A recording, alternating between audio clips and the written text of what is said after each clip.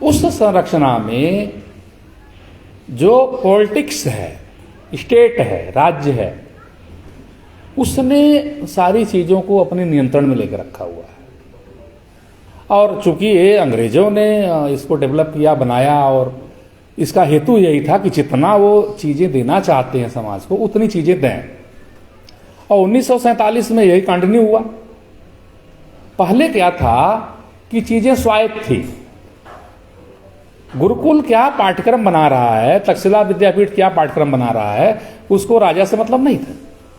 तो इसलिए ज्ञान की धारा अपनी जगह चलती थी, राजनीति नहीं चलती थी। लेकिन अंग्रेजों ने आके इसको तोड़ दिया। अब सीधी सी बात है, गंगा तो हिमालय से निकलती है ना।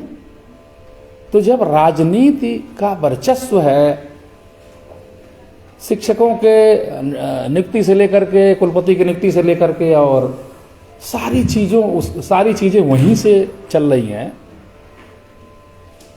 तो वहीं से इस तरह की चीजें आएंगी। आज के दिन आप समाचार पत्र उठा के देखिए और उस पर सोचिए कि उस समाचार पत्र में छपता क्या है। आप टीवी का न्यूज चैनल खोलिए और उसमें देखिए कि उसमें दिखता क्या है, तो आपको पता चलेगा कि समाचार पत्र के अंतिम, ए बेटा बात मत करते ऐसे, सुन रहे हो ना तो सुनो ध्यान से। आप बात करोगे हमको खराब लगेगा। हमको इस तरह के अभ्यास नहीं है बोलने के कि आप गप मारो मैं बोलूं, क्योंकि ये मेला नहीं है, एक सभा है और सभा में सब लोग बैठते हैं। तो मैं आज आपको डांट के जाऊंगा कैसे बैठा जाता है, क्योंकि मेरा काम ही यही है, रोज डांटता हूं मैं, ये मत समझिएगा। शिक्षक का काम है विद्यार्थी को सही रास्ते से ले जाए। अगर विद्यार्थी को छोड़ दिया उसके हाल पर तो लफंगा हो जाएगा, फिर विद्यार्थी कहां रहेगा। फिर अपने हो ना, और अपनों को बनाया जाता है ठोक पीट करके जो है। तो मैं आपसे कह रहा था कि जो राजनीति है उसका वर्चस्व इतना हो गया हमारे समाज में कि समाचार पत्र के पहली हेडिंग से लेकर के अंतिम हेडिंग तक जो है वही छाई हुई। एक आध खेल वगैरह हटा दो तो लगभग वही रहता है कि ये नेता टूट गया, वो वहां गया, इसने यह बोला, एक हुआ, ये हुआ, मोदी जी यहां गए वहां गए। अर्थात राजनीति प्रबल है आज के दिन। उसने शिक्षा, न्याय, व्यापार, हर चीज को नियंत्रित कर लिया है, जबकि ऐसा नहीं था भारतवर्ष में। आप अगर उठा करके देखें तो तक्षशिला में चाणक्य जा रहा पढ़ने के लिए, नंद को नहीं मतलब ऐसे जाओ पढ़ो, हमसे क्या मतलब। पढ़ के आके उसको उखाड़ के फेंक दिया कुछ दिनों के बाद। लेकिन आज आप ऐसा कर पाएंगे क्या? जेम एडमिशन लेंगे, सारा आपका पोर्टल पर, यूजीसी पोर्टल चला जाएगा। तो भारत के राजनेताओं में जब धर्म बुद्धि आएगी भगवान की कृपा से, जैसे मोदी जी में बुद्धि आ गई धर्म की, तो राम जी की स्थापना हो गई। नहीं आती तो हम कुछ नहीं कर पाते, जितना मर्जी भाषण कर लो, लेकिन रामलला की प्रतिष्ठा नहीं हो पाती। उनका बुद्धि आया, राज्य के पास सुपर पावर है, तो रामलला की प्रतिष्ठा हो गई। वैसे ही एजुकेशन सिस्टम में जिस दिन भारत का कोई शिक्षा मंत्री, भारत का नेता, भारत के जो शक्तिशाली लोग हैं जिसके पास पावर सेंट्रलाइज हो गई है, जब वह हमारे कॉलेज में आएगा, विश्वविद्यालय में आएगा, बोलेगा, चीजों को कहेगा कि आप ऐसा बनाओ। पता है पाठ्यक्रम कौन बनाता है? पाठ्यक्रम बनाता है शिक्षक, लेकिन बनवाता कौन है? राजपुरुष बनवाता है। वो कहता है कि हम एजुकेशन पॉलिसी लाए हैं, आप इसके हिसाब से बनाओ। शिक्षार्थी का कोई रोल नहीं है, वो गाइड पढ़ के पास होता है, उसको जो दो वही उसी के हिसाब से पढ़ लेगा, उसकी कोई भूमिका नहीं है। शिक्षक की भूमिका नहीं है, क्यों? क्योंकि उसको आदेश मिलता है कि इस तरह से करो। या तो हम अपनी उस स्थिति में पहुंच जाएं कि जब हम अपना अलग अलग काम करते थे, स्वायत्त थे, अथवा इसी व्यवस्था में रहते हुए हमारा जो राजतंत्र जो व्यवस्था है, मतलब जो शासक लोग हैं, उन लोगों के अंदर धर्म का उदय हो और वे जो है हमें उतना अधिकार दें, स्पेस दें कि भाई ठीक है हम ऊपर से देख रहे हैं और आप जो है चीजों को करो। आपको क्या पता है कि यहाँ जो शिक्षक है उसको पता नहीं है सही चीज? सब पता है।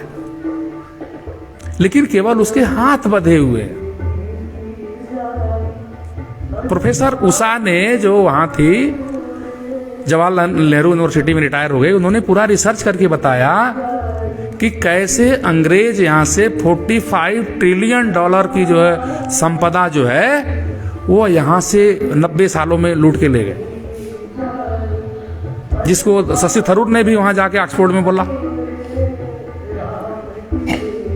लेकिन ये पाठ्यक्रम में तब आएगा, ये विमर्श तब आएगा जब हमारे राजपुरुष जो व्यवस्था जो देख रहे हैं वो चीजों को जब हमको करने के लिए कहेंगे और उस तरह का उनका मानस होगा तब होगा। आज क्यों आप कर रहे हैं सबके राम?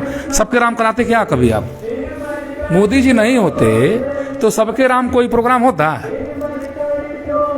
नहीं होता। उसको देख करके कि वो ऐसा सुनना चाहता है, इसे फंड मिलेगा तो ला भैया, सबके राम करते हैं।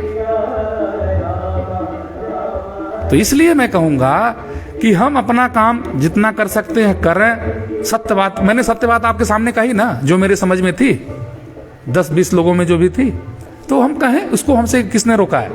और दूसरा, काल बहुत बली है।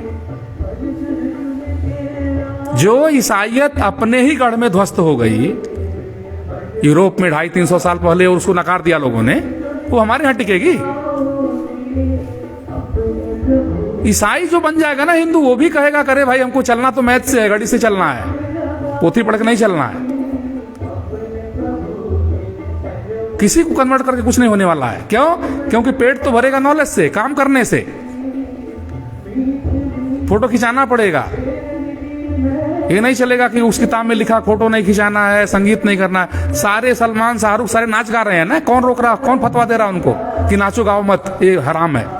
कोई नहीं ना। तो इसलिए समाज अपनी गति से चलेगा। आप जो बात कर रहे हैं कि मतलब कैसे चीजें आएंगी, तो कोई चीज झटके में नहीं आती है। हम रूपांतरित भी, हमारा जो एकेडमिक जगत हुआ है धीरे धीरे हुआ है। ये रिंकी पिंकी नाम अचानक नहीं आया है कि एक दिन में आ गया ऐसे, या हमको टाइम एक दिन में आ गए। ये धीरे धीरे कुछ लोग करते हैं, कुछ लोग नकल करते हैं, तो चीजें हमारे समाज में आ जाती हैं। जब अच्छी चीजें बढ़ेंगी तो फिर अच्छी चीजें भी हमारे समाज में बढ़ती चली जाएंगी। Thank you.